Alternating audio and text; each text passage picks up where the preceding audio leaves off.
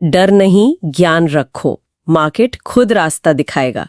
ये लाइन सुनने में जितनी मजबूत लगती है, असल में उतनी ही मुश्किल है। खासकर जब किसी का मेहनत का पैसा दांव पर लगाओ। मतलब स्टॉक मार्केट का नाम सुनते ही ज्यादातर लोगों के दिमाग में क्या आता है?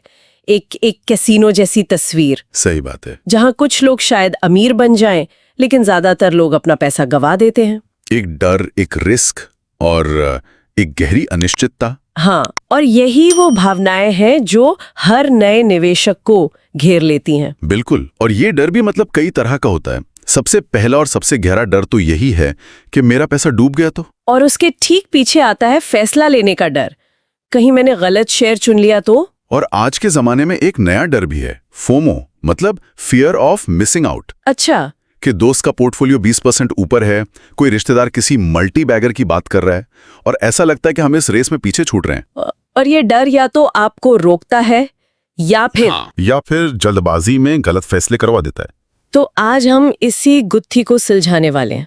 ये समझने की कोशिश करेंगे कि ये डर असल में बाजार का है ही नहीं, बल्कि हमारी अपनी समझ की कमी का नतीजा है।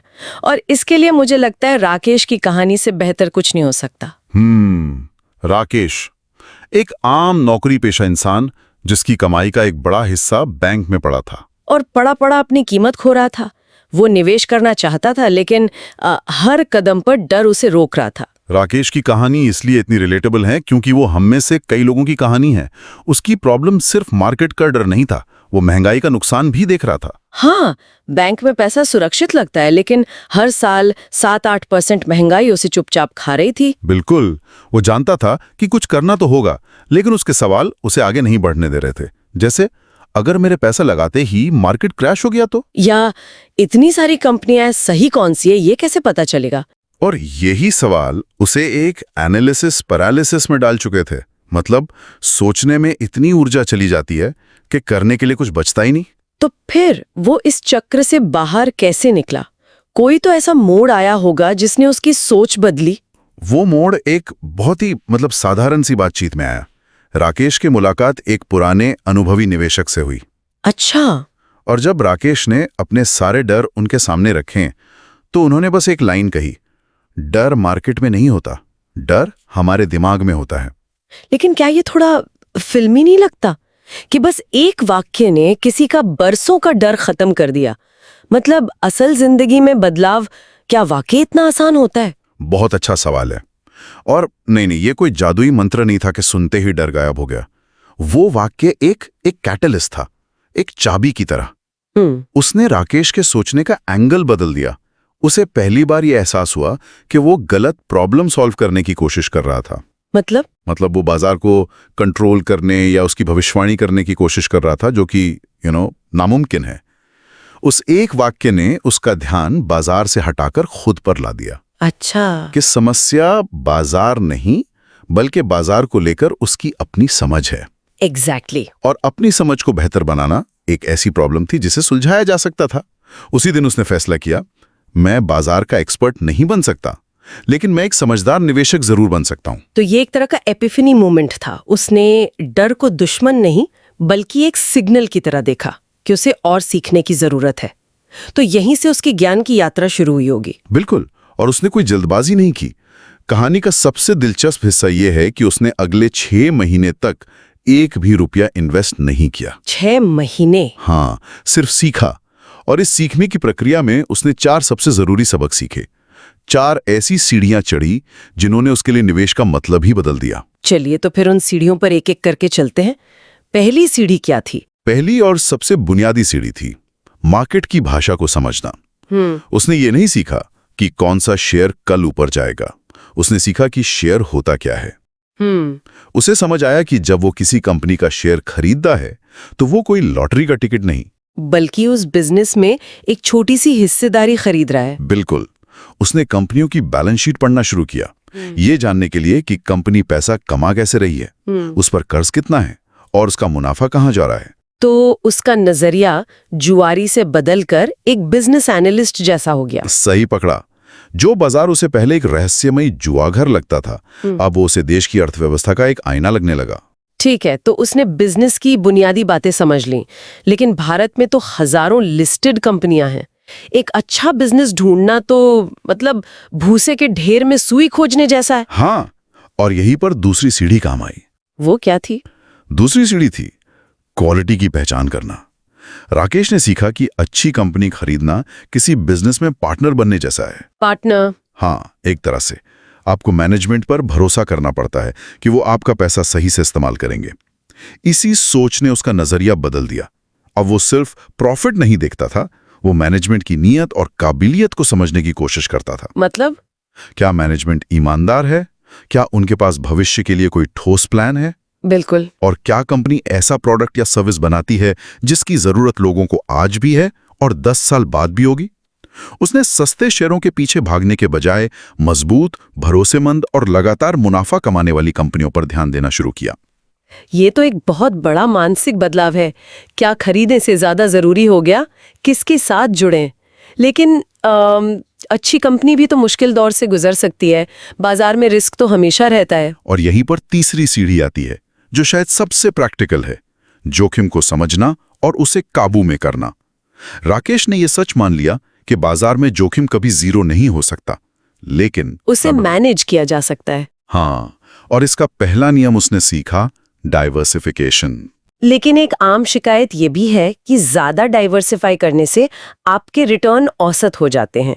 आप अगला बड़ा मल्टीबैगर खो सकते हैं। बेहतरीन पॉइंट। और राकेश के मन में भी यही सवाल था, लेकिन फिर उसने समझा कि डाइवर्सिफिकेशन सिर्फ नुकसान से बचाने का तरीका नहीं है, बल्कि अलग-अलग सेक्टरों के विकास का फायदा उठाने का भी एक तरीका है। सही। अर्थव्यवस्था एक पहिए की तरह घूमती है। कभी आईटी सेक्टर तेजी से बढ़ता है, तो कभी बैंकिंग, तो कभी एफएमसीजी। उसने सीखा कि अगर उसका पैसा थोड़ा थोड़ा इन सभी सेक्टर्स की अच्छी कंपनियों में लगा है, तो उसका पोर्टफोलियो कभी भी एक जगह रुका नहीं रहेगा। मतलब जब एक सेक्टर शांत है तो दूसरा उसे सहारा दे रहा है। बिल्कुल। ये रेस जीतने के बारे में नहीं था, ये रेस में बने रहने के बारे में था। और इसी रिस्क मैनेजमेंट में एसआईपी यानी सिस्टमैटिक इन्वेस्टमेंट प्लान की भी बड़ी भूमिका रही होगी। बहुत बड़ी। एसआईपी तो उसके लिए एक गेम चेंजर साबित हुआ। उसने बाजार को टाइम करने की कोशिश ही छोड़ दी और हर महीने एक तय रकम निवेश करना शुरू कर दिया। इससे उसे रुपी कॉस्ट एवरेजिंग का फायदा मिला होगा। हाँ, आसान भाषा में समझें तो जब मार्केट महंगा था तो उसके 5,000 रुपए में कम यूनिट्स आए, और जब मार्केट 20% गिर गया तो उतने ही पैसों में उसे ज्यादा यूनिट्स मिल गए। तो साल के अंत में उसकी औसत खरीद कीमत बाजार की औसत कीमत से काफी कम थी। एग्जैक्टली। उसने बाजार के उतार चढ़ाव को अपना दुश्मन नहीं बल्कि दोस्त बना लिया था। कमाल की रणनीति है। तो उसने बुनियादी बातें समझी, अच्छी कंपनियों को चुना और जोखिम को कंट्रोल किया। लेकिन अब आती है चौथी और सबसे मुश्किल सीढ़ी, जिस पर बड़े बड़े निवेशक फिसल जाते हैं, अपनी भावनाओं पर काबू पाना। बिल्कुल। चौथी सीढ़ी थी भावनाओं के तूफान में टिके रहना। ज्ञान आपको बता सकता है कि क्या करना है, लेकिन जब आपका पोर्टफोलियो एक ही दिन में 10% नीचे गिरता है, तब ज्ञान नहीं, आपका जिगरा काम आता है। और राकेश की असली परीक्षा यही हुई होगी। हाँ, ज्ञान हासिल करने के लगभग 6 महीने बाद बाजार में एक बड़ी गिरावट आई, करीब 15% की। राकेश का सारा आत्मविश्वास डगमगा गया। उसे लगा कि सब बेकार है, उसे अपना पैसा निकाल लेना चाहिए। और हाथ सेल बटन पर कांप रहे होंगे। बिल्कुल। तो फिर उसने खुद को कैसे रोका? उस पल में क्या काम आया? उस पल में उसकी डायरी काम आई। डायरी? हाँ, उसने अपनी रिसर्च डायरी खोली और उन कारणों को फिर से पढ़ा जिनकी वजह से उसने वो शेयर खरीदे थे। उसने खुद से पूछा, क्या इन कंपनियों के बिजनेस में कुछ गड़बड़ हुई है, या ये सिर्फ बाजार का डर है जो सब पर हावी है? और जवाब क्या मिला? जवाब मिला कि कंपनियां तो वैसी ही मजबूत हैं, बस बाजार डर गया है। उस 1 घंटे की पढ़ाई ने उसे घबराहट में बेचने से रोक लिया।